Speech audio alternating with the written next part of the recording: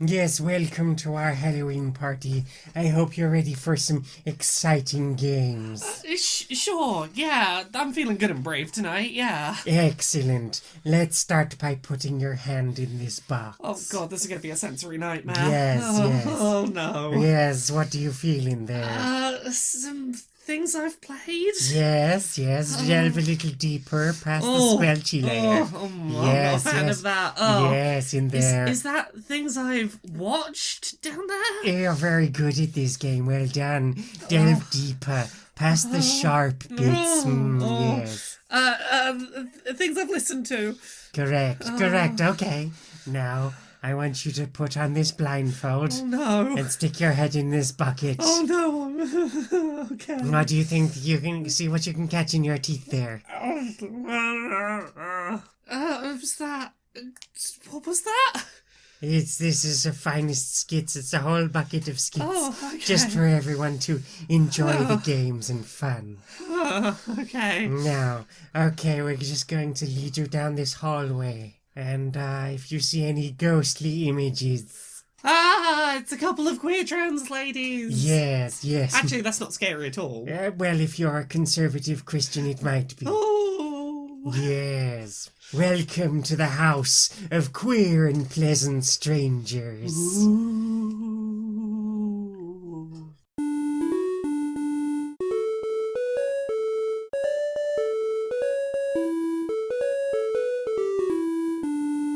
Greetings, strangers, queer and pleasant. I'm not Laura Kate Dale. And I'm not Jane Eris Magnet, and welcome to another episode of Queer and Pleasant Strangers.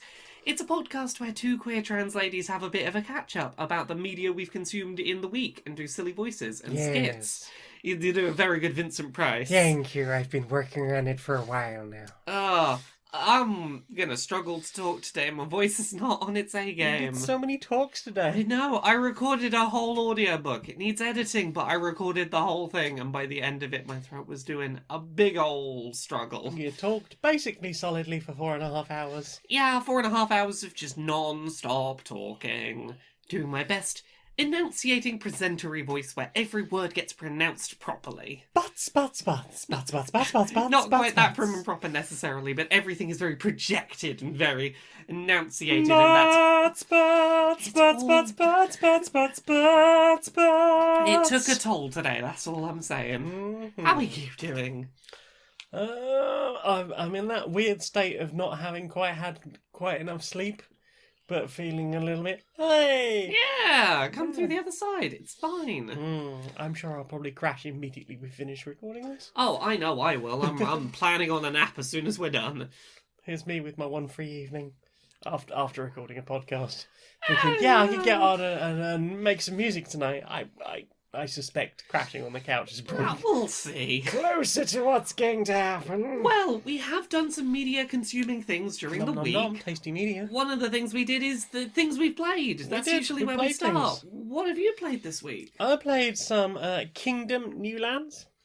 What's Kingdom New Lands? Oh, is this thing on the horse with the money? The thing on the horse with the money. Yes, I saw you playing this. What is this? You are some kind of monarch. The important thing is the crown, apparently. And you are basically going to a land and finding people and giving them money and getting them to do jobs and ultimately improving the area they're in and keeping them safe from these little creatures called the greed that come out at night.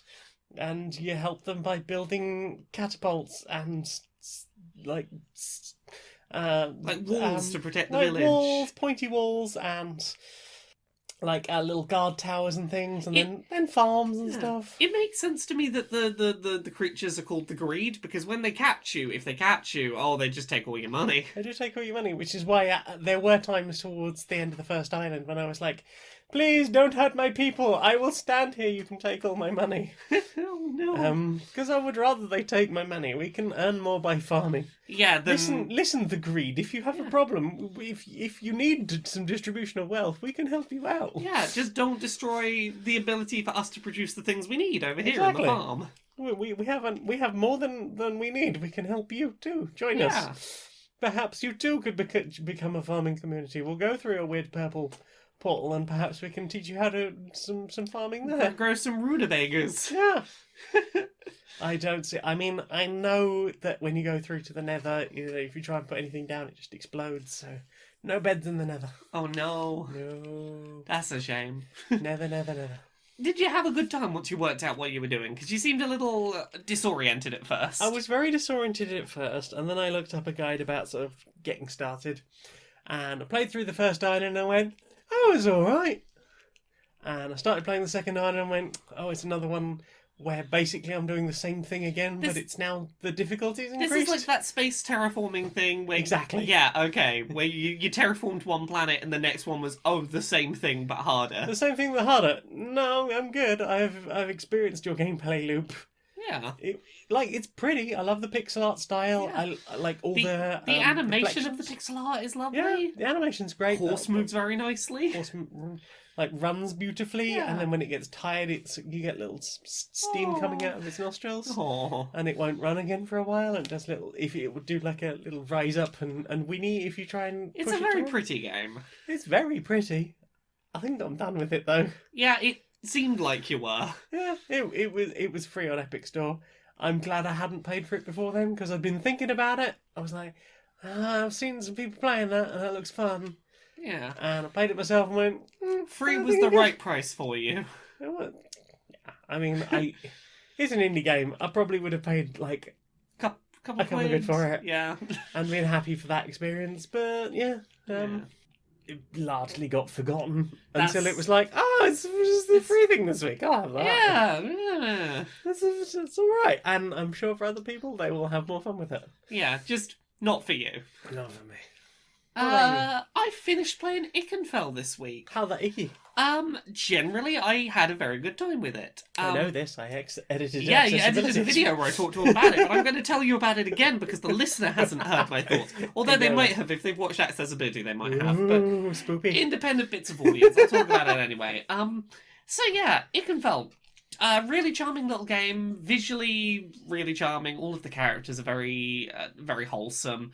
I liked overall where the plot went and sort of how it resolved. I liked that a lot of characters that had problems with each other didn't just have those problems magically evaporate as soon as the story was done. It's like, no, people who had grievances still had their grievances, and that was okay. And it felt like a very healthy way to process the things that had gone on in the ending. And people that had problems with themselves, they got better at dealing with that. Yeah, generally so. It was a very wholesome, lovely thing. What I saw seemed lovely. Yeah.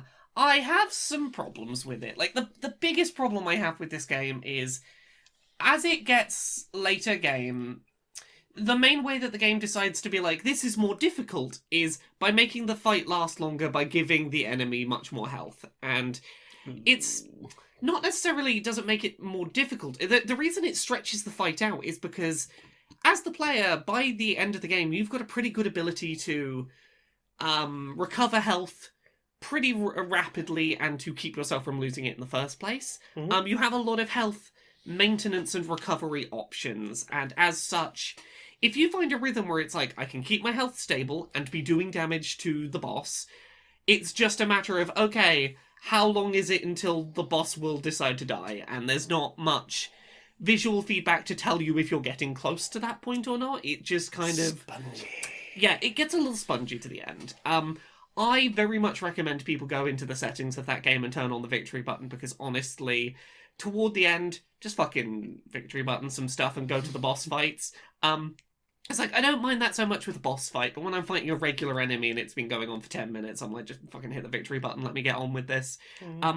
Generally, the boss fights were of an interesting enough quality that I was willing to persist with what was a kind of poorly paced, little drawn-out boss fight. But, yeah, really charming little game. It, I very much enjoyed its cast of queer characters and felt that the way it presented its characters was very accurate to the way that I have often been around friends.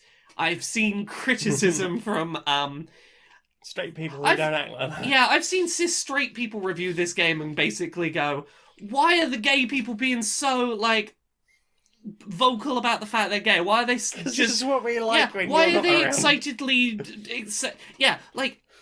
It's a very cis-straight thing to look at a game in which a person is like, oh my god, I'm so fucking gay for her, oh my god, while surrounded by other gay people and go, that's not realistic. I've done this. Yep. I've done the like, hey, gals, I'm doing a real big gay right now. I believe you, me, and Becky have gone round in circles at each other. Yeah, that's the thing. It's I'm so fucking gay. I'm very gay right now. Yeah, we will walk into the room and just shout wife at each other and just point and be like, I'm gay. Like, I mean, like, I'll have conversations with Becky that will be like, I love you too, gay. Exactly. And like, that's the kind of thing that I think Ikenfell gets really right with its queer characters. It gets that kind of like, that energy of the way that LGBTQIA plus people act and talk when they're around other people like them, when they're not safe. when they're not around the cis straights. And also, so many LGBT characters all in one place grouped together. Yeah, that's what we do. We flock for safety. We do this. Yeah, pretty much. I was very pleased with these aspects. Yeah. I will say the other problem I have, and by the time you listen to this, maybe this won't be a thing, but it's something to maybe be aware of. As of a week or so after the game was published, at least on Switch, which is the platform I was playing on, there is a patch that is apparently coming at some point, which has not gone live on the Switch yet. The joys of getting through certification. Yeah, like I get it, but equally, like it's kind of a big problem that this got through in the first place. Yep. So the game has 3 non-binary characters. I believe last week on Quoops I said 2. There is a character that uses they/them pronouns, one that uses ze/zir neo pronouns, and one non-binary character who uses he/him pronouns.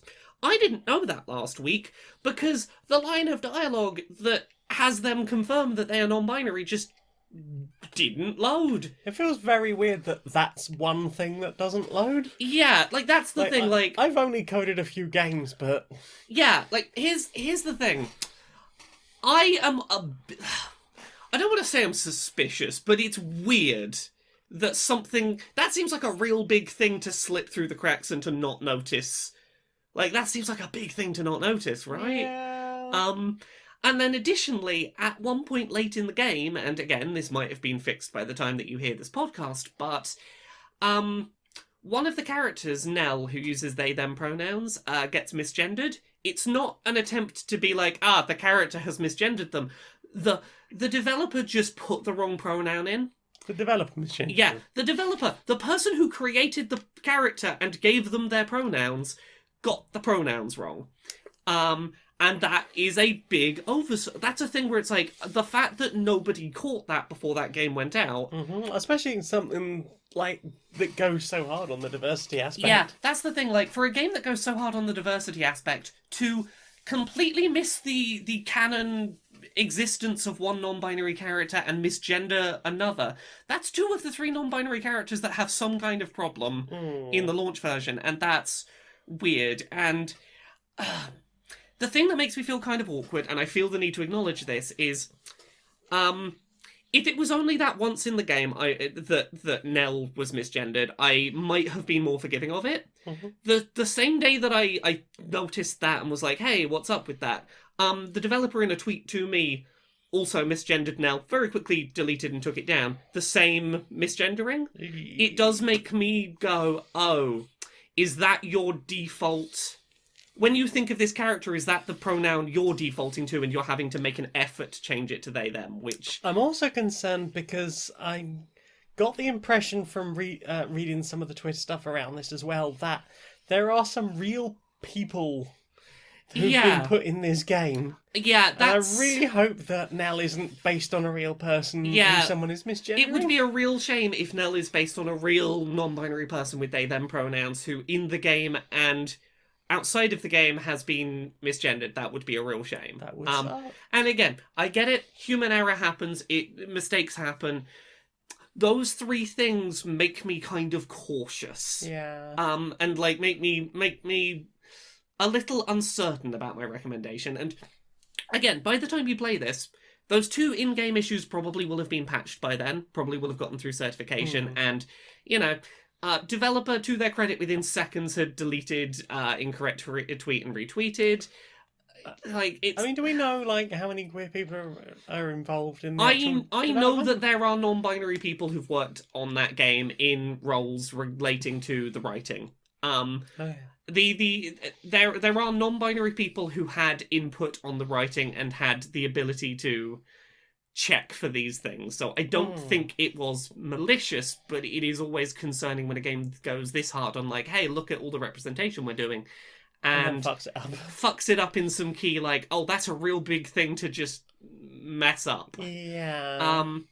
So, like... I was concerned that you were going to say it was like, yeah, well, like, they had a couple of people that consulted on it, but ultimately it's largely cis. They have had trans and non-binary people have worked on the game in capacities such as... the content warning system, for example, like there are writing roles that have had trans or non-binary people involved in the writing stuff. So, again, I don't think it's the game trying to be malicious, but I feel a bit weird, and I feel like I need to talk about that. Because, like, here's the thing: outside of that, I had a delightful time with the game, and I've been really like bigging it up. I've been having a lot of fun with it, and I think it is well worth checking out. Definitely. I mean, just be of aware. all the Magic School games being talked about at the moment, I think this is definitely the healthiest one. I would 1,000,000% prefer to see a bunch of people playing this than playing the Hogwarts game with its myriad of cis straight white protagonists. Like, what? But there's like a whole black kid in there.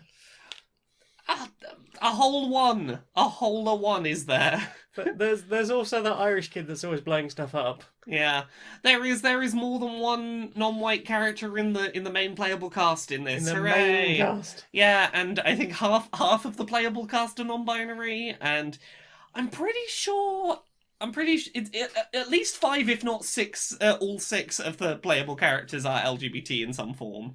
So, yeah. Good game with some caveats. Yep. What about you? What you been playing this week? Oh, what did I play? I played... we played together. We played some Seven Wonders Duel. Yeah! Tell us about Seven Wonders Duel. So basically, there exists a game called Seven Wonders, and it claims to be, I think, 2 to 6 players. Okay. And people have said it just doesn't really work in 2-player. Yeah, a lot of games are like that. I believe it's being re-released this year with upgraded art and stuff, and they've changed it to 3 to however many players. Yeah. Which is probably for the best, because Seven Wonders Duel exists, and it is specifically like, hey, here is a 2-player, very head-to-head version of this game. It is a quick, simple 2-player game, and it's a really fun little thing. Yeah, you can knock out a game of this in about half an hour. Yeah. 20 minutes once you know the rules. And it feels very pacey as well. Yeah, especially like the first round. Yeah. So the general gist is you are trying to get as many points as possible by building your various empires, and it's basically, there's a bunch of cards on the table. Some of them are overlapping each other. You can only pick up cards that don't have any cards on top of them. Yeah, think like solitaire-style games. Some of them will be face down, some of them will be face up. It'll be arranged in such a way that you can only take like the bottom open ones. And any that like no longer have anything on top of them then get flipped up so you can sort of see what they are. And are accessible. Yeah, and you're basically trying to get resource cards that will every turn give you some resources to spend on other things. Getting... various ways to buy resources for cheaper. Things that improve your economy. Yeah, just straight up point buying, or there's a couple of different ways you can win the game. Like, you could be investing in military points that'll sort of push your token towards one side of a board, or trying to get all of these little science tokens to be like, aha, I researched all the science, and I win that way. Yep. Or just a points victory. Yeah. And yeah, basically you draft 4 wonders each at the beginning of the game. You can only build a total of 7, so whoever builds the 7th one, the other person is immediately locked out of their final one. Yeah. And those wonders will have things on them like, take an extra turn, or this is just worth some victory points, or this will generate you some stuff and some victory points. Yeah. It's a lot of fun. That first round is real pacey. Yeah, the game's split into these 3 rounds where the cards are like different decks of cards and they're all sort of oriented in different layouts. That first round is very fast paced, trying to get your like what resources turn to turn will I be generating. Like that first round is all about getting the base down that you're going to play off of. Yep. Round 3, by comparison, is very like, get point cards, get them now. And then point 2, somewhere in the middle, it's trying to build your engine a bit. Yeah, so the first round is very much here are pretty much only things that will generate you income of some sort, be that bricks or stone or papyrus or, well, less papyrus and glass. Papyrus and glass mostly comes in the second age. Yeah. But at that time, you're also getting slightly more militaristic. Yeah. You're getting more buildings specifically related to the city, so things that will allow you to pay less to buy things from the shop. Yeah. And then there's like just cards that have little icons on them. And if you get that card with that icon later on in the game, instead of paying the cost for a card that shows that symbol, you can just have that. Yeah, you just have it for free because you've got the matching icon. Mm-hmm. There's a sort of pairing game that goes on where you can get some pretty big bonuses if you can get 2 cards with a matching symbol. Yep. But the game very much becomes about like, oh god, that person needs that symbol, don't let them get it because they'll get a real big bonus if they do. I mean, you say that, but like some of the blue cards, which are just basically victory points for the end of the game, some of them are as high or higher than that one particular. I think it's the philosophy science victory, which is worth 7 points. Yeah, but there's definitely stuff that requires you to be aware of what your opponent's got, what they're playing. There's little interesting interactions back and forth between the two. Things like, if your opponent has, let's say, like 2 stone cards, and you want to buy stone from the bank, it's going to cost you 2 gold more because your opponent has 2 stone. So, like, the more of a resource your opponent has, the more expensive it becomes to buy from the bank for you. Yep. Yeah, there's lots of little interesting ways that, like, what your opponent is doing is relevant to your choices. It's not playing 2 separate games next to each other. Make sure you got some of everything during that first round. Oh god, yeah. If at all you can. Yeah, it was a lot of fun. Yeah, we played a game and went straight back into playing another because it's just short enough that you can do that. It's a short game. It's simple to explain. Pretty short setup. Short setup. The rules are like, you don't really need to. Once you know the turn structure. Yeah. It's really, really simple, and you'll just have, like, the back page of the manual, because it's got, like, a guide for what everything does. For symbols where it's like, this lets me do something, what does it do? I'll look at the page. What does that symbol do? And by the time I think we've played 3 or 4 games of this, we'll probably know them all anyway. Oh, I reckon so, yeah. I mean, they're all pretty self-explanatory once you start to understand. Yeah. Yeah, I had a lot of fun with that. It's a good small box game I would definitely recommend. Same. I think it's one we're going to come back to a fair bit. I hope so. Yeah. We played another thing together. Yes. We started playing some of that spooky card game. Spooky! So we've talked about the Arkham Horror Living card game previously on here. Yeah. It's a core-based set for 2 players.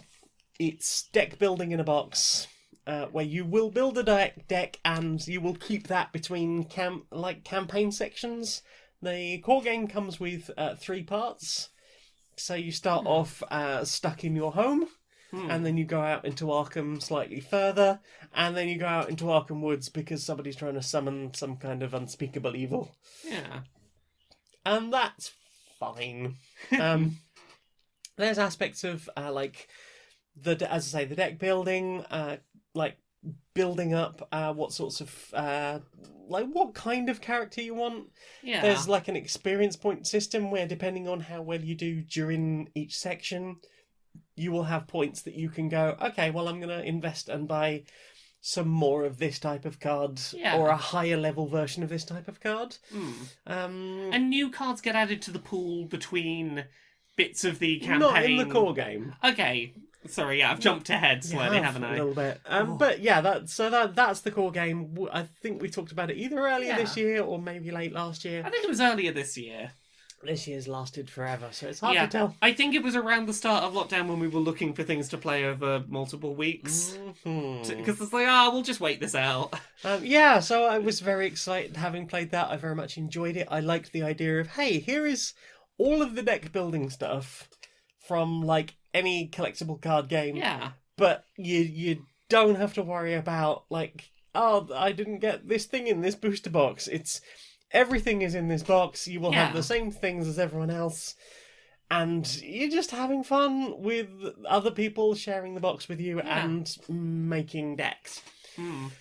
So, I was curious about getting the first deluxe expansion, which is the Danish Legacy. Yeah, which is not just like one box you buy. It's split into a bunch of parts because they wanted to be confusing. Because Fantasy Flight Games wanted to make a fuck ton of money. Just let me buy one box that has the expansion, please. And if we'd paid full price, I think this works out to like 200 quid. Fuck. So you go from the first box, which I think is about £35 full original retail price. Yeah. Definitely don't pay that. I think you can get it for like 11 quid if you keep hunting around well enough. I mean, yeah, sounds good. So Danish Legacy is available. I was like, I'm not going to get Danish Legacy if I can't get all of the Mythos packs. And 3 out of the 6 Mythos packs, I think 1, 4 and 5 have been out of print this year. I get 1 being out of print. Lots of people dipping their toes in to start the campaign. 4 and 5, but not 2 and 3 is weird. And not 6. Yeah. It was a weird one. It recently started turning up on sites like boardgame.co. In affordable, not £200 prices. Well, this is the thing though. Because it's sold so split apart. It's very difficult if you're not paying attention to keep an eye on exactly how much it is. Yeah. Because it's like, you want to buy the booster box, the deluxe booster box, which is, the base Danish Legacy, which was those first 2 campaign aspects we played. A bunch of new cards for deck building, a bunch of new characters that are way hardier than the original characters. And noticed significantly, like, health and mental well-being are a lot stronger than they were on those base characters. This is the other thing. There is a deluxe expansion on top of both of these. So there is like a return to whatever the core set campaign is called, which is, hey, we've upgraded some things, we've corrected some things, and we've made it a bit harder. So people who've been through this a few times will have more experience, and it's just like, here's some extra cards for that. Night of the Zealot, I think it's called. Yeah. And then there's like Return to Danish Legacy, which a lot of people online have said, yeah, there's some problems with Danish Legacy, and this kind of corrects a lot of them. It's like, wow, they went back through and just flat out corrected things. It's like, well, that's a little bit concerning. This is so confusing and complicated, and I don't understand. Well, basically, you will get, in a box, you get some player characters, some cards for each of the 5 factions. You've got your Guardians, who are basically like your cops and your detective types, people who use a lot of guns and will use like authority, whether they actually are cops or whatever, to just sort of, I shoot things and I punch things and that is my job. And then you've got people who are a bit more like bookish, like the character I'm playing at the moment. I think it's Rex Murphy. So like it's lots of like, hey, you will have allies who are librarians and things, and you can get like tome artifacts that will help you do certain things in game or give you bonuses to certain things. So it is usually a good idea to get at least one person who's very good at punchy and one person who's very good at thinky. Yeah. We make a good team. We do. We swapped around from the roles we had the first time round, where you were the punchy and I was the thinky. Well, you weren't just the thinky, you were magical too, I seem to recall. I was psychic thinky. Yeah, and I can't remember how that played out. Yes. You won. I died fighting the last boss. Oh yeah, you like kamikaze the final boss. You went in guns blazing. Literally. Yeah. So we've started. You somehow worked out what this game is and what the parts are, and managed to get it, and found all of the parts. Didn't spend whatever ridiculous amount. Definitely didn't pay full price. I think I played less than half price on pretty much every single part of this. Okay. It was still fairly expensive. Yeah, it sounds it. But we've been playing through it. We have. We've been playing through that new one. So we've done the core camp or the core box for Dungeons Legacy Deluxe Expansion, which is extracurricular activity, where you are sent to a university to find a missing professor. There appears to be some kind of monster on campus, and the students are in danger. Sort that shit out. Yeah. And we played through it, and there was basically a point at the end. It's like, well, our mission is complete an objective. I am sitting ready to release one objective. Yeah. You are seconds away from another one, and we know where to go to do a third. Yeah. And we picked the one that seemed the most imminently a problem, like, oh, if we don't do this, it's going to cause us problems later. Apparently, in some ways, that was the wrong thing to do, maybe? It's unclear. It's an Arkham Horror card game, so, like, the aspect of, hey, not everything is going to be good. No matter what you do, something bad is going to happen. Yeah. I think we chose the least bad thing, though. Yeah, quite possibly. I won't spoil it for anyone, but then you can play both of these parts in any order. Yeah. And depending on how you do that, it will very much change what happens exactly. Yes. Some things will trigger before other things, or trigger in different ways. We got to the casino, or whatever it was, that was fronted behind a restaurant. Yeah. We went in, we had some experiences there. As a result of the fact that we'd been doing the university mission first, there were consequences in this. There were a lot of dead people, and we had a victory of sorts. It all feels like hey, this is a real downer moment, but yay! We achieved some good things in that mess of a casino level. I feel like in both scenarios there, we definitely did the best thing. Yeah. Like, probably. As far as I can tell, because now we're about to start the third Mythos pack. Yeah. I've set up all the decks ready for that to go whenever we next get time to play it. And, like, looking at our campaign journal, I think we've made some friends who may help us or not later. At the moment, I don't think anyone's actually dead. Well, no one that we care about necessarily, plot-wise. I think we've done a pretty good job of keeping people alive, keeping ourselves sane and healthy, because neither of us have taken any permanent damage yet. Yeah. As I accidentally said earlier, this one gives us some extra cards in between steps of the campaign that's like, oh, here's some new things you might want to add to your deck now that you've made it a bit further in. Yeah, so each Mythos pack contains additional cards for each type of deck colour. Each of the 5 factions.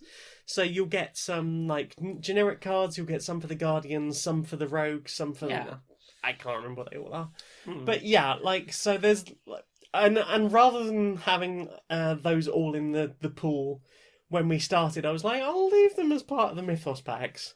Yeah. Maybe if we go through again in future, it would be I'll make them, just leave them all in the pool rather than fucking about trying to sort them all back into their Mythos packs. But it's been good to go. Oh, here is a thing. Let's introduce this now. It's that little hit of a booster pack feeling of oh shit, I've got some new cards. Any of these I want to put in my deck. Yeah. Most of the answer has been no. I mean, there's been a few that we've put in. Yeah, there certainly has been when we finished, or when we started, Essex County Express. Train! That was a really interesting mission. I think, my praise for that mission is the same as my overall praise for this second campaign, which is that they've done a really good job not only of having feeling like there are more diverting options of how you can end levels, but a lot of the levels feel mechanically distinct from each other. Yes. The original base game, all of the missions were essentially go find the room where the thing is, fight the monster. It was a very similar structure, but this one is you've got the find the monster level. The casino one was much more, we can see a looming threat, and it isn't doing anything yet, but it's going to. Yes, and that threat is building, and and watching it build up on the board was really interesting. I don't want to spoil the train one, but the way it subverts your expectations of the way you've played the game up to this point was really interesting. Yes. It forces you to throw aside how you would normally play the game and all of your instincts, and that was really fun. Yeah. And the one that came after that, where there was only one enemy. Yes. And it was just an enemy that got worse and worse and worse. Yep. And like that was... wouldn't die. Yeah. Every one we've played so far has felt like very mechanically distinct, and I can go, that's the one where we had that gameplay mechanic. Yeah. And that's been really cool. Yeah, it's been really cool. I mean, it really feels like the core experience was, hey, do you want to just understand the system full stop? And this has felt much more like, okay, we're gonna have some fun in this We're going world on a now. big, sprawling, weird adventure. Yes, and so far we've done 2 of the Mythos packs. We're set up for the 3rd one, and there's still 3 more after that to get through. Woo! We've got a lot of game to do.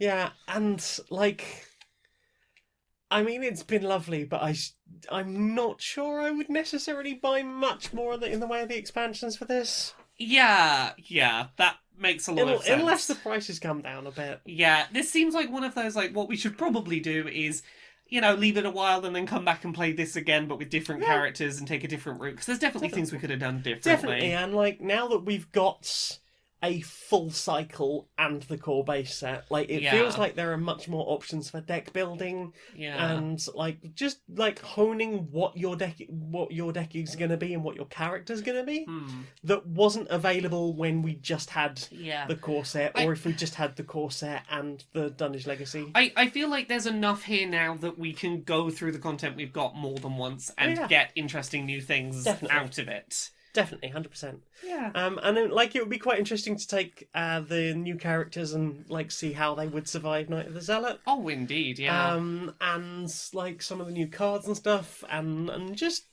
experiment with it a bit more. Yeah. Like, plus, by the time we've got through this, it's going to be so long since we played Night of the Zealot, and exactly. There's definitely cards that didn't go into the pool. Yep. So we've never seen stuff from when we first played it. Yeah. And then, like, even with the train one we just did, there's like a bunch of like train cars we never saw. Yeah. There's 3 different versions of the engine, and we have only seen one of That's them. the other thing this one does well that I didn't talk about is having multiple variants of cards, and you won't use all of them. So that next time you do it, it's like, oh, there might just be a totally different room next time. That's really cool. Yeah, so it's not like you've solved this, you know exactly what happens every time. It's like for that train one, oh yeah, we know what we need to do, but what we're going to have to do on the way there... You don't necessarily, though. There's 3 different versions of the train car. Yeah, you're right. So, depending on what version of the actual, the engine we get, the plot could be completely fucking different. I'm having fun with this. I really am. I'm excited to play. I'm excited enough about this campaign to be like, Pandemic Season 0 is gonna... Pandemic Legacy Season 0 arrives on, I think, It should be here on Friday. Yeah. I'm enjoying this enough to be like, let's finish this first. Let's finish this. Yeah, I'm not just gonna drop it the second Pandemic shows up. Fuck you, Arkham Horror. I mean, a lot of board games I'd go, fuck it, Pandemic's here. Yeah, but I think, like, just generally, like, campaign games have been a good thing. This has been the year of campaign games for us. It really has, and, like, I think, like, the next big one on my list is probably Scythe with the Rise of Fenris expansion. Ooh. Because it's a resettable campaign, like, 8-mission campaign. Of, hey, do you want to just experience that, but with a bit of something different in it? Nice. And just, like, record your things, and the fact that it's resettable as well. Yes. Because, like, obviously, Pandemic Legacies 1 and 2 have been great, Yeah. but we were left with a bunch of spare parts and a lot of recycling. Yes. Like, they are fantastic. They are definitely worth the money and the time. Yeah, but... especially if you can get them at a discount price. Yeah, definitely not super resettable.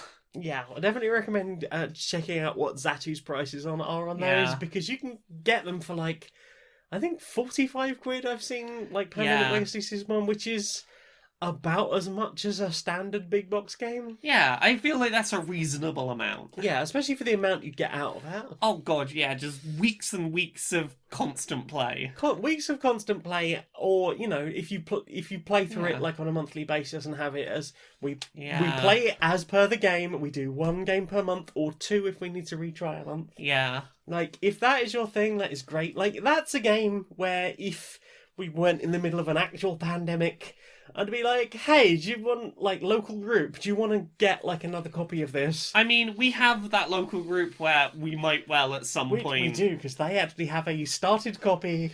Yes. The copy I've talked about before. Yes. That they're like, we could just not tell the other 2 people that we Considering started. how long it's been, I don't think I don't think the other 2 will the mind. other two will mind or notice. I think just... I want to play through that again with new people. Yeah, I mean, as long as we keep quiet about the actual plot elements and let them make the decisions. Yeah. I still think that would be a lot of fun to experience with other people. And also, like, to try it, just see how it goes with a full complement of 4. Exactly. Because we pretty much walked it with 2. Yeah. And Pandemic always seems just a little bit harder with more people. Yeah. So that's what we've been doing with that card game. Yeah. You played anything else this week? I don't know. I got so into that, I kind of forgot everything. I can rush through some bits quickly. I played some more Hades. I'm getting real good at that. I'm up to like 6 wins now, I think, and I got my first win with a weapon that wasn't the fists. I had a win with the what was it? The gun. I think I had a gun win. I had my first gun win. I had 2 back-to-back wins on stream. I felt very proud of myself. Yeah. I continued playing Fall Guys Season 2. I like that they are, every now and then, like, on about a weekly basis, putting in new playlists where it's like, hey, do you want to play, like, these kind of maps? And, like, rather than just playing the random pool, it'll be like, this playlist is all maps that have the pink goo under them where if you fall in, you insta-die. Or, this is all showdown matches where it's just everyone trying to get to the finish line and that's it. And they've been doing a good job of mixing up the playlist so that it's like it feels a bit more authored than it previously has done, and you can jump into like specific stuff that might be your jam. I really need to get back to playing that mainly because I want a spoopy outfit. They got good spoopy outfits now. I've seen. Yeah. I don't necessarily want to play the game, I just want the spoopy outfit. I mean, that's totally fair. That's valid. My bean needs to be spoop. And the only other thing I've played is I played more Among Us. Ooh. I managed to do a stream of that with... You got like a whole 8 people? Yeah, I streamed with Jim and Conrad and a bunch of other lovely people. Daniel and Wendy and... Yeah, and Miles and his husband from Gender Euphoria, and we had a real lovely stream. Yeah. Conrad is real good at just lying straight to people's faces, it turns out. That. He's very good at playing the fool. Oh, no, I mean, if you listen to Fish Shark.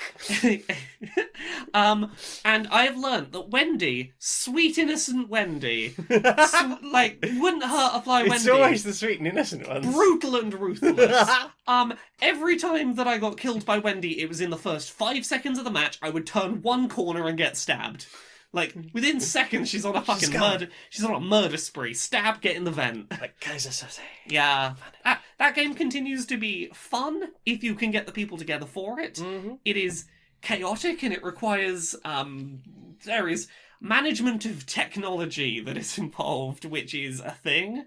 All that going onto Discord and having a Yeah. I'll set up things so people can talk during the talkie bits. Yes, indeed. Like, having to mute and unmute people at the right times is a bit of a thing, but there is a really fun game there. And it's nice that a game that has sort of blown up and become so popular and that requires multiple people to have copies of the game is still so cheap that they haven't raised the price up or anything as soon as it got popular. Yeah. I think it's £3 to buy the Steam version. I think there's a free version you can play on phones and you can cross-play with Steam.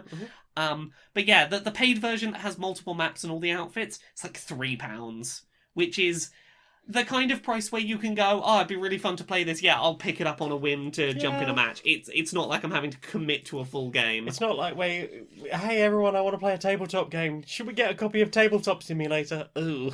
Yeah. Gotta buy a 4-pack of that for... 40 quid or something. Yeah, it's nice to have something that is such an affordable, yeah, sure, I'll buy a copy. Yeah.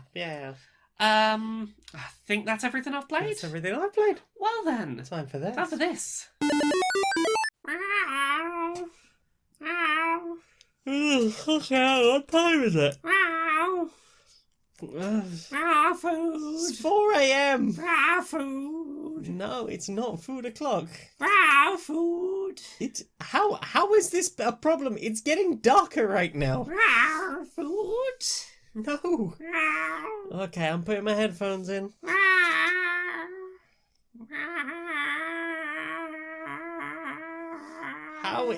These are the strongest, most powerful earplugs available on the market. Food. Should have pouring concrete in my ears. There's no. We do accept cuddles. Food. You can come and sit on my chest. Food. Okay. How about just like a little bit of food now, like quarter of a pouch now. More.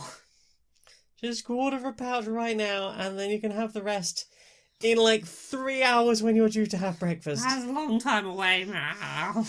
Look, if I give you a whole thing now, you're not going to get any more food later on until dinner time. More food. Dinner time. Not until dinner time. You get nothing until dinner. Half sachet, then cuddles. Okay. Master negotiator. I'm tired. It's not fair. Right, okay, everyone gather back, settle down back there. Yes, okay, so, ongoing problems, problems in the country, not problems for us, obviously. We've got to try and stop them generally rioting, so we have to keep them a little bit under control, be seen to be doing something, right? So the main issues at the moment are the ongoing COVID problem, the starving children over the Christmas period, the general shambles of Brexit, and there's sort of just a malaise from everyone here in the cabinet. I mean, people don't seem to like us very much, and that's... I don't understand why. Well, exactly. I mean, we're very, very rich. Why can't they like us more? Boo to them. Boo to them indeed, bloody povs. Right, so does anyone have any idea on how we might sort of get through this? What are our options here? Well, do we have any friends that we can throw millions of pounds at to make it seem like we're doing something to help, but we're just really helping each other? Well, I mean, who's left at this point? I mean, we've bunged billions to some of them. Exactly. I'm sure there's... Is there anyone in the room that we haven't bunged some millions to yet? What if I set up a company in the name of Joris Bonson? Oh, Joris Bonson, wonderful. Yeah, it's I'll spend a tenner on shares in that company. It's a £10 company. I mean, fuck it. It's based in the Bahamas now. And, I'll tender myself, a billion? A billion to, solve all the problems. Just say it's for all of the problems. Yeah, we'll solve the COVID starving children Brexit. We're creating an app to solve the COVID starving children Brexit. Brilliant. Wonderful. Brilliant. And, Wonderful. £1 billion for that. So, what has gone in your eye meat places? Not a huge amount. Should we talk about that interesting short thing we watched yesterday before dinner? From the Blender Foundation. Yeah, we watched something called Cosmos Laundromat First Cycle. Yeah. It's on Netflix. It's like 10, 12 minutes long. Yeah, it's like 12 minutes long. Plus minutes. Warning, it's labelled like guidance as the age rating. Yeah, there's a content warning for... Oh, content warning for like quite depicted suicide at the start. Yeah. Like, the blurb tells you that is a thing. I didn't think it was going to be quite that graphic. Yeah, so, like, it's about a sheep that's depressed and wants to kill himself. He can talk, he's communicable. He's somehow more depressed seeming than Eeyore. Like, he's got bigger depression It's got big vibes. Eeyore vibes, but, like, with more, like, actual intent. Yeah, what if Eeyore had intent? That is this sheep, and... What if Eeyore, with his little squishy hooves, was attempting to tie a rope around a branch? Oh, successfully tied it and was hanging off the tree, spasming off the... shaking off the tree. Yeah. Like... And then, like, oh, that failed. Guess I'll go kill myself another way. Like, By jumping off a it's cliff. fucking intense at the start. Yeah, it's an intense 5 minutes at the beginning. Yeah, that first few minutes of, like, oh, we're just gonna watch a sad sheep pull a big log towards a cliff to throw off. Yeah. Like, that's a lot. And then this man shows up who somehow knows who the sheep is, knows him by name. Maybe he's God. We'll get to that in a minute. It's like, hey, you've got, like, a minute, right? You want to go just on a minute of your time. Yeah, you want to go on, like, an adventure and have life be okay and just, like, you know, go do new things that aren't this life you're in right now. And this person is advertised as a salesperson. Yeah, and he puts this collar around the sheep's neck that's like the timer on a washing machine on a collar. And he's like, just stay there, and everything will be fine. Right there. Everything will be fine. He puts his headphones on and walks away, and... Do you want to describe what happens? So the sheep's kind of freaking out, like, what do I do? What is this supposed to mean? Yeah, Hey, explain this to me. And I initially thought that was going to be the whole thing. Yeah. Like, hey, I've given you something to focus on that isn't your own demise. Yeah, like, I thought the sheep was going to go chase after the man and be like, hey, how does the thing work? And he's like, I'm not telling you. The thing that's going to make me happy and, you know, make me not depressed. Oh, I'm not telling you. Or the whole thing about, like, wait there was going to be a, hey, stay alive and you have something to look forward to now. That this was going to be some kind of, like, the mystery of what this thing he'd been given was going to be his reason to keep living for a little longer until the suicidal spell passed. No, There's not just going that to be at all. a rainbow but I should point out, like, this has so far taken place on this... Just like hilltop, like a Scottish Highlands. the island where the Porgs live in... yeah, it's that island off of the Star Wars new trilogy where Luke where lives. the Puffins live. Yeah. Yeah, it's got that sort of, like, very high, craggy cliff sides, surrounded on all sides by ocean, and it's pissing with rain all the time. Yeah. And the clouds part, and a rainbow tornado comes and abducts this sheep. Yep. Who then, like, there's, like, this amazing sequence of the sheep being quite kind of terrified about the fact that it's being lifted off out of the air, while all the other sheep are like, what the fuck? Yeah, the depressed sheep is, like, sprinting to get away from this fucking rainbow tornado. Yep. Not ready for the drugs to hit. Just like, I'm not ready. I think we will win that. Well, while the salesperson is sitting there with their headphones on, just like, having their Guardians of the Galaxy moment, just, like, jamming out to this tune. Yeah. And then the sheep is a caterpillar in some kind of rainbow world. He's got many arms. He doesn't seem, like, concerned about it. He's just a bit perplexed. He's like, oh, hey, I've got so many little bug legs now. Okay, cool. Yeah, I need to know what happens next in this. Yeah, apparently there is another one. Don't know if it's on on Netflix. Yeah. But, and it turns out that this man has been, like, he abducts people into other worlds, and the worlds are in, like... we don't really know any more than that, because there's just this scene of, like, a laundromat where all the washing machines have, like, the rainbow tornado universes. Yeah. Like, my read of this is God, and that's heaven. It's just him with his multiple universes being like, oh, you're depressed, you're not having a good time? Like, I knew that you were depressed because, you know, I'm need God. Another spin cycle. Yeah, I'll just pop you in another universe for a bit. See how that handles you. See if you have a better time in there. I'm confused and baffled and kind of fascinated. Yeah. It's intense and it's weird. Gorgeous animation on all the hair and the grass. Like, the sheep... Like, the texture work on the sheep is incredible. Fiber animation, like, animation of individual strands is fucking phenomenal. I would guess that's procedural, because, the simulation stuff in this is incredible work. I don't know which add-ons for Blender they're using, but, this is some pretty amazing animation. Yeah. So we need to research that at some point and find out if there is more of it and if we can get some answers. Do we want answers, or are we just enjoying the mystery? I don't know. What about you? What have you watched this week? Well, Do you want me to talk about something I've watched? No, 'Cause I I've just got my need to list have a up. quick look at my list. Here is my list. Where is my list? I've watched a lot of Or Shucks. Oh, yes, I've watched some of that with you. Or Away Shucks. Tell people what that is. Shut up and sit down usually go to PAX and talk about board games and experience all of the board game stuff. But this year there is a global pandemic, so they're having Away Shucks or Aw Shucks. Which is basically like they got the board game developers to just send them a bunch of prototypes and new release stuff and go, will you just demo it for us? Yeah, this This isn't like playing and giving preview impressions. I haven't played it, yeah. I've read the manual, here is a setup, this is how it works. I've read enough to understand what like the turn order in the strategy seems to be, but I've not actually tried it in practice. Here's what I know. Yeah, and Quinn's is a great teacher of board games. Yeah. Like, he did that whole video on the teach of teaching other people board games. So I've not played this and still being able to go, I understand how all of this works. Yeah, and there's this bit, and this is really and cool. how all the mechanics interact with each other. Like that is a good level of understanding. That's a good brain for decompressing board games. Yeah, so we've had some really fascinating things, like from miniatures games to crunchy Euros, and there's a couple of Euros I'm quite interested in there. Yeah.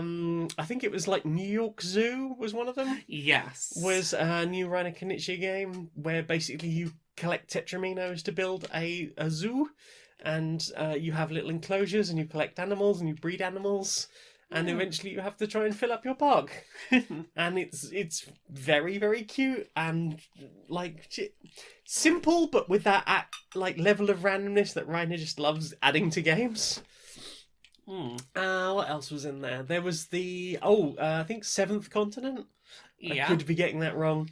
It's basically what if a fighting fantasy book, but it's a board game. So you have like, here is a tile, and it goes here. And you have like 5 options for which tile you could go to next. But like, how would you want to explore this world? What do you want to risk doing or try doing? And then there's also like a whole, like, you're building the worlds as well aspect. There's this huge map with little pockets on it that you can just slide tiles in. Aww. And that's your, like, that's your campaign, basically. Aww. It seems like there's an awful lot. This was a Kickstarter game the beginning of this year. They're looking to deliver next year. I think backer kit is still open on this if people want to get late involved or just watch the videos on that. There's been loads of good Shuck stuff. They have put in a ton of work. It is very clear they have worked very hard to get this. I understand why they had Worm Month now. Yeah. I don't know if you know about this. I don't know about 1 month. So at the beginning of the month they were like, it's Worm Month. We're gonna get into our sleeping bags and be worms until the 15th, I think it was, whenever Friday was. And then we're going to get out and then we're going to have our shucks, but then we're going to climb back into our sleeping bags again. Okay. Which is basically, we are working our asses off behind the scenes. You're not going to see new content from us this month. It's all going to happen way at the beginning of the month, and then we're going to have a fucking rest. Yeah. Because I'm guessing all of these preview things were filmed in the run-up this month, have taken a bloody long time to read through the manuals, learn how to set them up, be able to talk about them confidently on camera. Yeah. And then the fact that they had like panels and stuff and interviews with creators and other people who talk about board games. There was the whole thing about Quinns and Tom Bassel from the Dice Tower setting up about how we have differently reviewed our games. Yeah. There was a lot of content from those guys. Gosh, there They worked bloody hard, and I very much enjoyed what I saw. Yeah. What about you?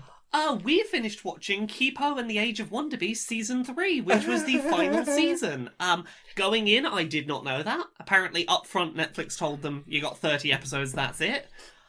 I mean, as sad as I am to see that show end, it was a fantastic show. I think it ended perfectly. It ended perfectly. I'm kind of glad they didn't do more. Yeah, same with, like, She-Ra. Yeah. As much as I loved it, and I love that universe, it's like, I am glad they just went... Yeah. We don't know. Kipo has absolutely zero wasted space. Mm-hmm. And this final season was exactly what it needed to be in terms of it closed up all of the character arcs it needed to and didn't open up any new threads. Yep. And that's all I needed. You dealt with the big things, and we got to have a satisfying ending. Very emotional. Oh, God, yeah. It was a lot that season. It got real intense in some places. Oh yes. They did a real good job of that thing of you've got to make something scary for kids, but you can't violently kill a character or anything because it's a kids show. Our alternative is somehow worse. Yeah. Yeah. Yeah, like, I mean, if you really think about it, it's worse. Yeah, the implications of what the big bad thing that keeps happening this season, the big consequence. Yeah. And the fact that it doesn't ever get like undone, they commit to it being a thing. That is fucking terrifying. Yeah. That is a fate worse than death right there, perhaps. Pretty much. Yeah. God, Kipo's good. It's a really good series. I really like that it's only 30 episodes. It makes it such an easy recommend for I people. can't believe that only started this year. Yeah, literally this calendar year, all 3 seasons have happened. That's wild. DreamWorks is getting really good at cracking out season after season of good animated shows. I just hope they're not overworking their staff. Hopefully not. But like, yeah, She-Ra, it's that She-Ra pacing. Is every like 3 to 4 months, here's another short batch of episodes. Because weren't they responsible for Dragon Prince as well, which you also yeah, the Dragon Prince, I believe. Yeah. Voltron. Oh gosh. Yeah, they've pumped, like they've gotten better as they've gone. Voltron had wasted space and went on much longer than it needed to. But like by the time they started She-Ra, they're like, okay, we know what we're doing now. We got this. Yeah, Kipo's good. Yes. Oh, That changed character design right at the end for that one character. With the new haircut. Oh, yes. Yeah, that one haircut. Oh, that's actually everyone's got good haircuts. Everyone has great haircuts, but there's one in particular. There's one in particular. I was like, oh hey, oh hey, that's good hair. That's good hair. Well head there, friend. What about you? What else have you watched this week? We watched the first episode of Discovery Season 3. Star Trek Discovery, yeah. That got off to a really good start. Heck yeah. I don't understand the people that say that, I forget the actress's name, but the person who plays Michael Burnham. Yeah, I don't understand the people who are like, oh, she's got no range, she just does the same emotions for everything. You know why they say that. Yeah, because they're racist and sexist. Yes. I get that's why, but like... Where's our misogynist? Season 3, episode 1, she fucking has such a range of different shit There's a lot going on in that There is a lot of different kinds of performances, and they're great. Yep. They are wonderful. Yep. I had a wonderful time. Also, Mega Man guns all around. Mega Man guns all round. And I just want to know what the fuck is going to happen in this season now, because we have been dropped in it. Yeah, I'm honestly really excited to see a Star Trek series that is so far chronologically removed from everything else we've seen in Star Trek. Yeah, because that's kind of how they got away around all of the anachronisms. Yeah, they're like, oh, all of the things that we do in the first couple of seasons of Discovery that aren't in the later seasons, let's just take all that and throw it over there. One of the things that disappointed me most about Mass Effect Andromeda is that it sent a bunch of people to the absolute other side of space where it should be the most alien place in the world. And it was all the same thing. Hundreds of years separated in time, and it's the same fucking species having the same arguments about the same things. Oh, this species doesn't like this species just like they didn't back there. And obviously we're only 1 episode into season 3, but like... So far, it feels like there's a very different world with very different dynamics. Yeah, I mean, given some of the things we've had narratively, like... Yeah. It feels like, hey, this is a different world. It is a very different power structure. Any of the species that you know that are still around are in very different positions structurally within the universe. And if you've been following Discovery and Picard... There are things you're going to pick out in this and go, oh, fuck. Yeah, it's quite a first episode. I was so ready to binge and then was like, oh yeah, there's only one. There's only one let me binge. Let me binge. No binge. I'm so ready for more Discovery. Right? Oh, Discovery's so good. Right? Oh. What about you? Watched anything else? I think that's it. I think that's it for me too. Well then. Time for this. Laura, got a new sponsor. Who's our new sponsor? Well, do you like women? I do like women. Are you you like women? Oh, I like women. Would you swallow them and steal their shield? No, I wouldn't like women. Oh, but you would like women. I like women. With a pause in between, not a single word. Not like. No. That's fair. I'm not voring and spitting up women without their equipment. Do you sometimes struggle to talk to lady folks? I mean, it's in a romantic fashion. I mean, I'm shy and girls are pretty. They are. They're very pretty. You are very pretty. You're very pretty. Yeah. We can say that to each other because we're already dating. Yeah, but before we were dating, I found it it's very nerve-wracking to tell you that you were a pretty lady. Mm-hmm. You're a very pretty lady. You're a very pretty lady. Yay! And very cute. And adorable. And you have a boopity snoot. See, there's a point in time I would have been too shy to say this. Indeed, same. I would not have dared for fear of, coming off as either predatory or one of these such things. Would you like to learn the 6 secret words that are ruining your heterosexual sex life? I do not have one of those. From a man who is definitely good at getting women. And definitely not an incel.com. Oh, okay. One of these, huh? Oh, man who is definitely good at women is going to teach me how to woman. Yeah. He's going to teach you all the artistry for doing pickups. All the artistry you would use to pick up someone. That is what the copy says here. I am concerned about this sponsor. As am I. God, I'm reading through the copy now.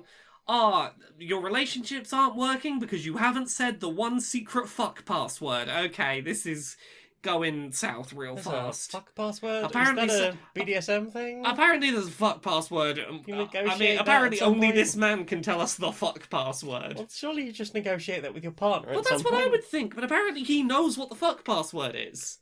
It doesn't feel likely that there is a default fuck password for people. I don't think 1, 2, 3, 4, 5, 6 is the default fuck password. Yeah, is someone gonna walk up to me and be like, admin 1, 2, 3, and I'm gonna be like, just legs like a fucking 90 degrees. According to the copy, yes, there is. There's a code word. We're gonna be activated like sleeper agents. Oh god, just gonna wanna fuck this man right away. I mean, he looks creepy. Oh, yeah, and entirely. Greasy. Yeah. He looks very greasy. He looks like the kind of man that does not wash his penis. You would need... Oh, God, yeah, he does. You would need like a hell of a password to get this to... You need several system-level admin passwords. I hope so. Because it sounds like this person is definitely trying to jailbreak you. Oh, God. Oh, that just made it sound worse when I said that. Yeah. Let's... Don't click on his adverts. We've already got their money. You don't have to click on them to support us. Ooh. Yeah. Inside the boardroom of Electronic Actor Softworks. Hi. My voice is a little on the gravelly side today. Good. I mean, I'll save editing later. Yeah. How's business going? Business is, it's pretty damn good, I'll be honest. So I've got an idea. I've got a new idea for us business-wise. It's a pretty simple one. I mean, that new game is really selling. Yeah. So you know how that we put that new game out like a month ago, the sports one, and we didn't put any adverts in it. Funny I should say that. We didn't put any. No, and it's been out for like a month, and people have bought it. They've given us the money. It's not, and the reviews are in too. Yeah, and they're out of the refund window. Yeah. I think we should put full screen, unskippable video adverts into the video game. You are a fucking genius. Yeah, I will note we did do this once already. Yeah, I know, but doing it again, nobody would have expected us to do it again. That's what I'm thinking. Like, we did it. We didn't like an apology for that. Yeah, we apologized. We took them out, but like, this is a different game. Yeah, I mean, this is a different game. No one said anything about this game. It's not literally the same game. No one said anything about this particular game. I don't think people would connect the dots. I think it'll just be, again, a separate story. We sold some ads. Oops, we took it down a bit later. But by then, we already sold the ads. Exactly. This is the basketball. Yeah. They had the punchies. We took the adverts out of the punchies. Different game. The punchy people probably don't even play the basketball one. It's probably different people. Yeah, I mean, people won't notice. Yeah, exactly. And, like, look, if we do this often enough, it'll just become a standard and they'll start complaining. Yeah, it's that whole thing where we just introduce stuff by stealth. We're just like, oh, oopsie, just put some full screen unskippable ads in a $60, soon $70 quadruple A game. Yeah, and how long before, that's just the standard. Well, we're gonna keep doing it, and we're gonna keep being fucking geniuses. You are a fucking genius. So are you. I know. Ha. So, what has gone in your ear meats? Not a lot this week. I've listened to a few new bits of music. Shall I get them all out the way in one go? Do all your bits. I listened to a track called Auckland, or some other Kiwi city, by Mains and Monitors. You've got a mask vocalist. It's a sort of upbeat rock track about wanting to believe that someday you'll bump into that person who you drifted away from, or whose path just kind of diverged from yours, and magically now will be the time that you'll work out and you'll get to be in each other's lives again. Mm-hmm. And it's just like, maybe we'll just bump into each other in Auckland or some other city in New Zealand, and just like, maybe this time it'll be the time that we're in the right place at the right time. Yeah. And it's a sort of upbeat rock track. It's a good track. It was very catchy. Mm-hmm. There was a track called Myspace 2009 by Club Sofa. It's a femme rock track with... The best way I can describe it is the kind of guitar sound you get in, like, surfer rock. That sort of, like, slightly high-pitched, twangy, sort of distant guitar. Mm-hmm. It's very gay. Very interesting momentum to the track. It changes in time signature a lot. It feels like waves coming in and out. It's got this sort of, like, slightly uneven flow to its pacing that I found really fascinating. The vocal track is slightly raw. It's got a little bit of a punk vocal edge to it. It was a fun track. It was, again, one that was very interesting. Lots of sound stuff going on in it I was trying to pick apart. Mm-hmm. And the last one I listened to was a track called Terrible Times by the Bantams. Very fast and upbeat rock that's very, very danceable. Very much in contrast to its lyrics. Its lyrics are very much like, hey, things were better in the past. Why am I not in those good times I had in the past? But, like, it's very upbeat with this really experimental set of changes in pacing and instrumentation. It changes its pacing and its instruments at very unexpected moments that work really well, but kind of kept me on my toes very much as the track progressed. Mm-hmm. I never got into a rhythm with it, and in a good way. Okay. So those are some tracks I listened to this week. Yay. What did you listen to this week? We're listening to Mouth Dreams again by Neil Cicero. I mean, that goes without saying. And then I listened to Mouth Sounds and Mouth Words again. Sorry, Mouth Silence and Mouth Words? Yeah. Yes, we heard the one that was the popcorn, let the bodies hit the floor. Let the bodies hit the floor. Let the bodies hit the floor. There are some good tracks on those albums. Mm-hmm. Oh, Very good, yay. And then I started listening to Stella Firma from the beginning again. Yeah, because they're on hiatus right now. You've told us about this podcast before. Yeah. It's aliens trying to create planets. No, they're humans. Oh, they're humans? What if the planet of Magrathea from Hitchhiker's Guide to the Galaxy was just being run by a concerning system, and some of the planet designers involved were somewhat inept, and that there was this whole underlying thing of there is a big mystery going on. I don't want to reveal too much. I need to get into it at some point. It's one of those, like, when I have time, but first I have to get through Welcome to Night Vale when I have the time. Oh yeah, how's that going? I've not listened to any in, like, a week or two because busy with other obligations. Very busy. I'm falling behind on podcasts. I've had time-sensitive obligations. Yes, you have. I have. But yeah, Tim and Ben have a lot of fun being silly with each other, and I can't remember their name, but whoever plays Hartrow, they're basically their supervisor in the first season. Yeah. Is like it's a lot of the show is improvised. That like there isn't a meta narrative that was written in right from the very beginning, and like there are arcs for the series itself, but that can go pretty much fucking anywhere. And there is so much like episode to episode that can just be, hey, here's a ridiculous thing. And yeah, it is like, hey, we got someone to suggest us. I need you to make me a planet that's where our babies will live, and they need to be kept warm and safe and fed, and they're squid people, and they absolutely need this one particular thing. So they sit down and then freestyle a planet, which is, I think, in the first episode they build a trough moon full of boiling water to keep baby squid in. Okay. Basically. Yeah, and you can imagine how all of this goes wrong. Like every 4 or 5 episodes, it's Friday, and Hartro comes in and goes through all the problems with their previous creations.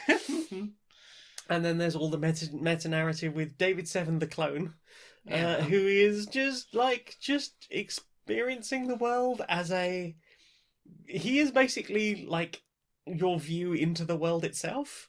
Like in the first episode, he is literally born, educated, and just deposited into this room to exist. And like so all you really understand is what he sees in his day-to-day life of, okay, I exist in this room, and it's dark, and I don't know what happens. And then the door opens, and then this person comes in, and apparently they're my boss, and they're very shouty, and they're drunk most of the time, and they're always late for work. We're supposed to have an 8-hour day, but they only ever turn up for 20-minute episodes at the end of the shift. Always drunk, always very loud and shouty. And there is a lot going on with Trexor, who is a traumatized rich boy as far as I can tell so far. It's a really fun story. They have fun. Well then, I think that's everything we've listened to. Well then, time for this. It looks like this icon has changed on the app. So just to make you aware, Brain, that's just something I have observed for you. It's a slightly different icon now. No, it's still the same program. It's just a different icon. No, I don't like it. But it's different. No, but we still have. That's how we communicate with all the people. No, it's not the same. It's different. But it's basically the same. It's in the same place. You still have to click the same position on the phone. Oh, come on. Different. I know, but please, we just need to talk to the people. I can't change it back. I don't like it. I don't like it either. I'm sorry that it's distressing you. Please, we need to talk to people. Not be concerned. Okay, but don't like. Okay, need to click on that icon.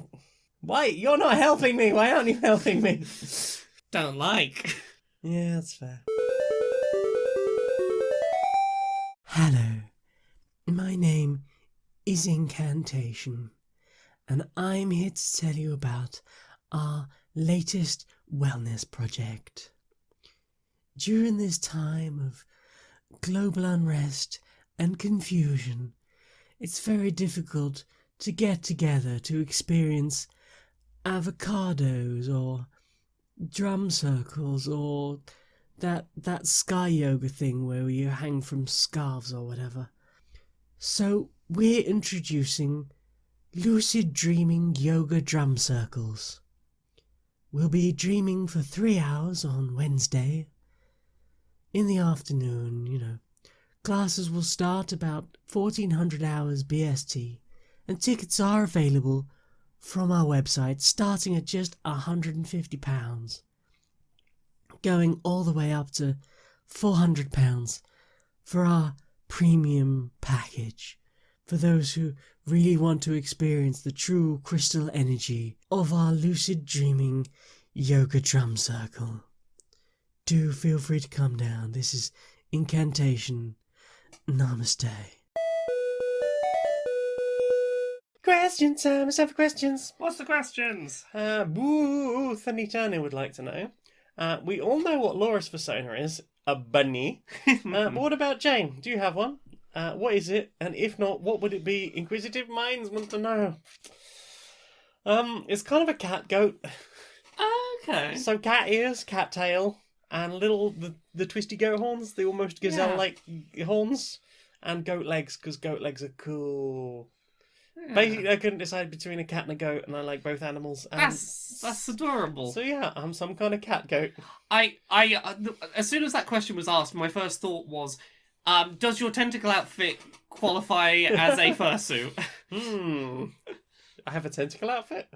Yeah, you the one you did for MCM. Oh, okay, yeah. Yeah, I suppose. Not really. No. Nah. Because yeah, there's a whole story behind that. I know, I'm being silly. I got you. I got too literal about it. Fool that I am. Okay. Larry Ellingenby asks, oh no, you've just been attacked by a shark, but is this shark what do? It's that video from earlier. Oh, okay. Shark! I say not really that terrified. Yes, pretend to be scared and then have snacks. Snacks good. Tricky asks, I want to get my pun game on. How do I better puns? Grow up with a father that writes pantomimes. Read lots of things like Kids Write Jokes or dad jokes pages on Facebook and Twitter and Instagram. Just absorb enough bad jokes material and you will develop the pun sense. You will start to develop it, and homophones. Like, look up lists of homophones, because that's largely where puns come from. Yeah. Things that sound like other things. And, like, can you break up a word into constituent parts and make it into, like, something ridiculous that way? Can you pronounce a word in such a way that it sounds like a different word? Or that, like, parts of it sound like a different word so that you can make some joke about the thing that it now sounds kind of like? Yeah, it's... Honestly, just immerse yourself in pages for, like, deliberately terrible jokes. You will start to see the pacing and the rhythm and the kind of words you can look out for. Mm-hmm. And don't be afraid to dip into other languages. The one I saw going around yesterday was, why do French people only have one egg for breakfast? I don't know. Because one egg is an earth. My favourite one of those is still, and it's slightly sad. It's the cats named Aunt Dutoir. Yeah, Aunt Dutoir go walking out on the lake, and then they fall through the ice, and Aunt Dutoir cat sank. Oh no, that's not the version I know, but yeah. Oh no. It's Aunt Dutoir and 1, 2, 3 are two cat swimmers, and they're going to try and swim across the English Channel. Well, again, same punchline. And Dutoir cat sank. Oh no. Oh no. And it's very sad. Kellertree asks, to butt or not to butt? That is the question. Always to butt. To butt. After the day I've had today, there is no answer but to butt. Multiple butts, please. I butted so much. You butted so well, though. So much butt. Mm-hmm. There was a point where the word butt started not to sound like a word in the middle. I fought through. I came out the other end. But like there was a point in the middle where I was like, oh no, I'm in the phantom butt zone. You've over-butted the butt queen. The Baroness of Butts. I think it'll be fine when people listen to it. It's because I was having to re-record sentences to get the emphasis right. I was having to say the words far more than you will have to hear them. Butts. Daria Morgendorfer asks, whether it is nobler in the butt to suffer the slings and arrows. Yes, it is nobler. Yes. Always in the butt. If that's what you're into. Lucy asks, what's your favourite texture? There's so many good textures. Mm-hmm. Depends on the day and what kind of texture I'm going for. I'm a big fan of the fuzzy mushroom. Oh, the fuzzy mushroom is good. Yeah, we have... Jane found, I think it's meant to be like an outdoor... It's a garden ornament. Yeah, I think it's designed that you're supposed to scrape your shoes off on it. I don't even think it's that. I think it's just supposed to look slightly grassy mushroom. It looks slightly mossy, but it's got this sort of... Prickly's not the right word. It's short astroturf. Basically, it's really satisfying to just sort of run your hand across. It's like, what if velvet, but slightly more scratchy? Yeah, it's kind of great. Yeah. What's some other good textures? Lower back skin. Oh, I like stroking a lower back. Yeah. Oh, goodness. How would you describe the texture of the tie-dye duvet we have? Oh, it's really soft cotton. Yeah. Like super soft cotton. Very soft cotton is lovely. That's such a good duvet. Yeah. It's just a shame we don't have a duvet to fit in it that is the right size. Really polished, really well polished metal, but that it's just very, very smooth, zero imperfections. You can just sort of rub your finger across it, the kind where it's not going to leave any kind of smell or colour on you, just... Very smooth. I can just rub my thumb across a smooth. The tiles from Azure Summer Pavilion. Oh, the tiles from Azure Summer Pavilion. Those are so good. Slightly buried over there, but the little blue rabbit, the small blue rabbit is such a good, very soft texture. The blue rabbit that made me very nervous when it was first bought for you. I was like, please tell me that's not real fur. No. It's frighteningly furry. It is frighteningly furry. It is not fur, but it is. I had to check. Yeah, I don't know what material it is. Whatever they made that bunny out of is so soft. Enough that I was convinced or worried that it might be real fur. Yeah, so. And it has stayed that soft. It's a good one. What's another one? When we do the head shaves. Just like the back of my neck. Initial back of the head. Shaved it's just down to a 1. And you just sort of run your fingers up against the grain. Yeah. I am so velvety. These are some of our favourite textures. Butt texture is good texture. Becky too. Hi, Becky. Hi, Becky. Becky asks, what are your alternate universe selves, Jaina K. Buzz and Maniac Loriac up to? Maniac... They're probably out enjoying the sun, I would imagine. Frolicking. Is the alternate universe... I imagine it's COVID-free. Well... Yes, we're off out enjoying frolicking in the sun. The only difference is I'm the one doing the poi, I guess. Yeah, I'm doing some poi. I'm T-posed on the grass, looking very regal. With my oversized aviators on. I think we've probably been out dancing an awful lot. Yeah. We've enjoyed fruity ciders. We've been having, last year, just not this year. Last year was awful for those people. Oh yeah, they had a terrible 2019. Time. Yeah, terrible. Yeah. Oh. Not the same kind of terrible that we had in this universe, but I'm now thinking about the parallel universe where it's it's the opposite. That parallel universe didn't have COVID in 2020, but it did have it in every year prior. This is the first COVID-free year. Yeah. So they're really celebrating it. Yeah, they're really fucking living it up in Mirror Universe. Oh, Mirror Universe. They're having a good time. I'm glad they're having a good time now, but all the other bad. They had a rough time getting there. Oh no. Oh, it's okay. They're doing okay now. Okay, I'm glad they're having a nice time. And that is all the questions. Well then, time for this. Do you know what I want to see more of? What do you want to see more of? Brochure Justice Warriors. Yeah. All right, Larry. All right, Barry. How you doing? Oh, I'm not too bad, mate. Not too bad. You been up to much? Oh, you know, just keeping going best I can. It's that time, really. It is that time. All the grey weather's coming in. It's been a bit. Yeah, my sun lamp on recently. Oh, same. I did see something. I did want to. It's been bouncing around my head. I did want to get it off my chest if you don't mind me chatting about it. Always. Yeah. So I'll just get to the chase. I saw some bits of transphobia from some people who were LGBT the other day. You know, gross and nasty as it is, and it got me thinking about a thing that, I don't think a lot of cis or straight people realise. I know I've seen some tweets recently of people going, "Oh, I didn't realise that was a thing," which is, just because you're LGBT of some variety doesn't mean that you cannot be bigoted to other members of the LGBTQ community that are not you. Yeah, definitely. I have seen gay and lesbian people, particularly who are very biphobic.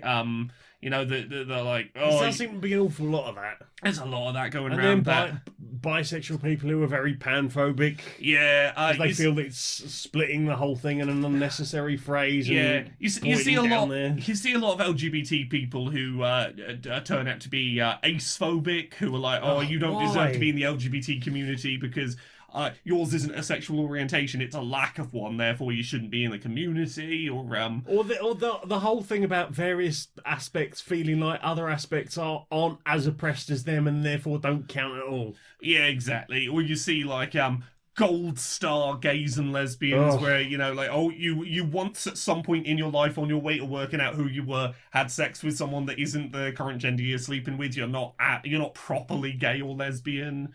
There's so much gatekeeping and you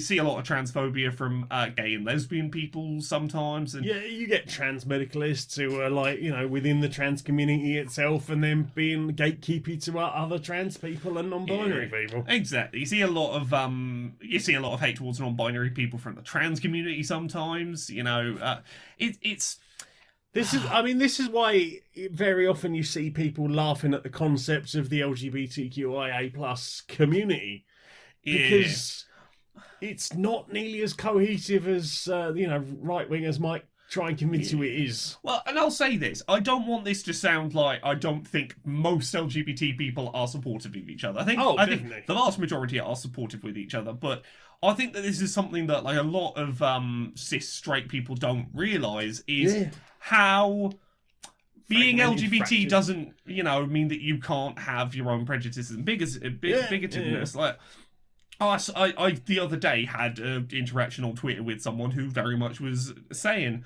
"Oh, I didn't realise that lesbian people would be transphobic. You're all LGBT," and it's like, yeah, but that. Well, but even then, you've got the issue of lesbians and political lesbians. A lot of people who are political lesbians are very, very transphobic. Yes. And that is pretty much the root of the modern TERF movement. Let's be clear. People who say they are politically lesbian are not in any way, shape or form attracted romantically or sexually to women. Their orientation is in no way to do with, being sexually attracted to anyone. It's about hating men. Indeed. And it's, it's a lot. And I saw one going around today, and I think this is what got me thinking about it. Was I saw some post that basically boiled down to all gay men are paedophiles, and I'm allowed to say that I'm a lesbian. Is this sort of and it's that sort of I'm LGBT, therefore it's not offensive for me to have a stance about a different segment of the LGBT community. No. Yeah, you're a bigot. You're being a bigot. Yeah. I mean, and we had the same problem with Yiannapolis a few years ago. Well, I'm gay, so I can say this, that, and the other about various things. It's like, no, you are just a massive bigot. No, Yiannapolis used to use being gay as a shield to be incredibly transphobic. And it's like, I'm allowed to be transphobic because I'm gay. It's like, no, that's not how it works. No. Being one part of the LGBT community does not give you permission to be a bigot to the others. Exactly. Don't get me wrong, there are wonderful sections of all the communities that come together, have great overlap, have understanding and open hearts for each other, but there are just enough voices that are just being horrible and making a mess for parts of the LGBTQIA plus, and it's just stop it. For those of you on the outside, like, just because one LGBT person says something that is, shitty about a group of people, does not mean that is the consensus opinion. It's like, it's all right for me to think that one LGBT person said so. Yeah, you get that with like the token right-wing trans people. The token right-wing trans people. Yeah, it's they'll come for me last. Therefore, if I'm nice, therefore I'll say the right-wing talking points. The trans TERFs as well. Yeah, and it's like, like the trans women you see with the I am a man shirts. And yeah. Well, I'm glad you're not being physically attacked in the street, but a lot of us are. So could you maybe cut that shit out? Virgin mate. I'm so tired. I need a rest. Yeah. Right. Oh, I think I'm gonna turn in, mate. Same. Have a good one. Sleep well, mate. Sleep well. So, Laura, Me? where can we find you on the internet? Laura K. Buzz in all of the places. Twitter, Twitch, YouTube, Patreon. That's the one that pays the bills. You can find me Mondays, Wednesdays and Fridays on Twitch at 10 PM UK, 5 PM Eastern, 2 PM Pacific. I stream various games. Usually it'll be Hades on a Monday, maybe something indie or new on a Wednesday, and then Fall Guys Friday. Every Friday on YouTube, you can catch episodes of Accessibility, which is a show where I talk about the video game industry and accessibility and representation, and you should check that out. Also, there's books. Uncomfortable Labels is available now. It's about being gay and trans and on the autism spectrum, and it's out where books are sold or as an audiobook on laurakbuzzstore.com. There's also Things I Learned from Mario's Butt, which is coming out on February 4th, 2021. That is up for pre-order in places that are not Unbound. The physical version is taking a little while to pop up in places. I know that you can pre-order it from like Amazon and Waterstones in the UK. I don't know about physical pre-order places in the US yet. I haven't checked in the last few days. I finally finished recording the audiobook of that. If you backed it on Unbound, you should have that before Christmas, hopefully. And then there's Gender Euphoria, which is a book of non-cis people's positive, gender-affirming, just nice, positive stories. And that's coming out in June 2021. I believe it's June 10th, if the book website to be believed. Other than that, there's podcasts. Pixel Squirt. It's about video game character pornography. We finally got through to someone at Pornhub, and most of our episodes seem to be going back up after all of the homophobic trolls kept trying to get episodes taken down. So check that out. You can watch it on Pornhub, where you can see the things we're talking about as we talk about them. There's also Podquisition, where we tell you whether your favourite video games are great or perfect. There's Dice Funk, which is a Dungeons & Dragons podcast. Each season's a self-contained story. I'm on seasons 3, 4, 5, 6, and 7. And then there's a podcast I do with you that isn't this one. You mean Polyamory? Yeah, tell us about Polyamory and the other things you do. We do a podcast called Polyamory. It's a 5th edition real play podcast with questionable morals. We're getting into some really good stuff. Yeah. There should be another episode up the day before this goes live. You're up in the air. You've joined a cult, possibly. You're hanging out with the potato people and experiencing all the potatoes have to offer. And it's only going to get weirder from here. Then we're having a lot of fun with that, and I'm very excited for people to hear what's going on, because oh boy, that plot escalates in the following 15 episodes. I make t-shirts. They're available on my Redbubble. I do Queer and Pleasant Strangers, which you're listening to right now. I do that edit. I do all of those things can be found on my SoundCloud. I've got a Patreon. It's patreon.com/stonedmonkeyradio. For as little as $1 a month, you can help me justify a 75-hour work week. I would appreciate that. I write things on my blog on stonemonkeyradio.blog. Mostly board game reviews at the moment. I have been doing one on Mondays and one on Fridays, so you can read all about my thoughts about all the various board games, like in-depth proper reviews that Board Game Geek will refuse to display. Oh no! Yeah, apparently I was spamming them with my reviews. Oof. How dare you review things that frequently? Yes, there's me just trying to get some actual eyes on my reviews, but no, that's not allowed. That's pretty much everything. All of my links can be found at streamerlinks.com/Janiac. That's JANEIAC. Laura, will you sing us out, please, darling? Well, until next time, be a stranger.